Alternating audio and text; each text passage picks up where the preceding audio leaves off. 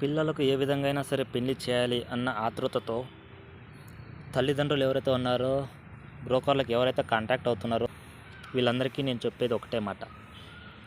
బ్రోకర్‌కి ఈ మధ్య జరుగుతున్న విషయం ఏమిటంటే, బ్రోకర్ మీ దగ్గర అడ్వాన్స్‌గా 5,000-7,000 రూపీస్ అమౌంట్ తీసుకుంటాడు. బ్రోకర్ అడ్వాన్స్‌గా మీ దగ్గర 5,000-7,000 రూపీస్ అమౌంట్ తీసుకుంటాడు. అమౌంట్ తీసుకున్న తర్వాత ఏం చేస్తాడంటే, ఆ యొక్క అమౌంట్ తీసుకొని మ్యాట్రిమోనీ యాప్స్ ఏవైతే ఉన్నాయో, మ్యాట్రిమోనీ వెబ్సైట్స్ ఏవైతే ఉన్నాయో వాటిలో ఇన్వెస్ట్‌మెంట్ చేస్తాడు.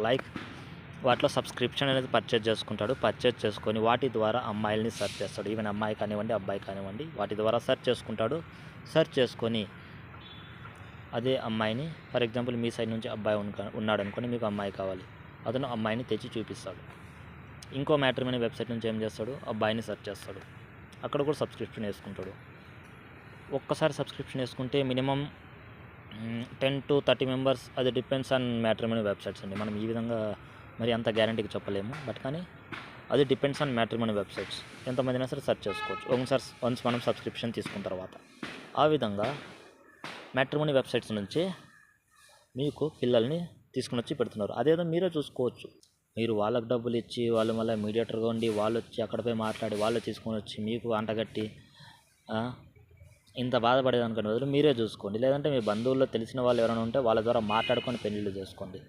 ఈ మధ్య ఏమవుతుందంటే స్కామ్లు ఎక్కువ జరుగుతున్నాయి. పెళ్ళైన 3 నెలలు 6 నెలలకే డైవర్స్ కానీ, లేదంటే విడిపోవాలని చెప్పేసి సెటిల్మెంట్ కోసం వస్తున్నారు ప్రతి ఒక్కరు కూడా. అమ్మాయిలకు ఇది ఒక అడ్వాంటేజ్ అయిపోయింది. సెటిల్మెంట్స్ కోసం వస్తున్నారు. ఇది స్కామ్ చేసే వాళ్ళ కోసం మాత్రమే చెప్తున్నాను, అందరి కోసం అయితే కాదు. ఎవరిదైనా స్కామ్ చేస్తున్నారో వాళ్ళకి మాత్రమే చెప్తున్నాను. అమ్మాయిలకి ఇది ఒక అడ్వాంటేజ్ అయిపోయింది. ఏం లేదండి, వాళ్ళ టార్గెటే అది, వాళ్ళ వర్కే అది.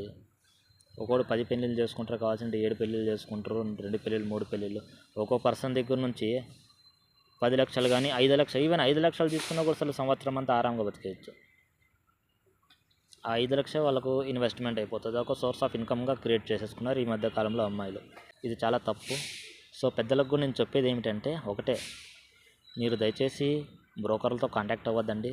సాధ్యమైనంత వరకు మీకు తెలిసిన వాళ్ళలో కానీ, లేదంటే మీకు బంధువులకు తెలిసిన వారిలో కానీ వాళ్ళతో కాంటాక్ట్ అయ్యి మ్యారేజెస్ చేసుకోండి. మ్యారేజ్ అనేది చేయండి. అంతేగాని బ్రోకర్ల దగ్గరికి పోతే మాత్రము తర్వాత బాధపడతారు. ఎవరి దగ్గర ఈ విధంగా చేస్తున్నారో ఆ బ్రోకర్స్ మాత్రమే చెప్తున్నాను, మళ్ళీ అందరు కూడా కాదు. ఇలాగే అని చెప్పేసి 100% అందరు బ్రోకర్లు కూడా ఇలాగే ఉంటారండి.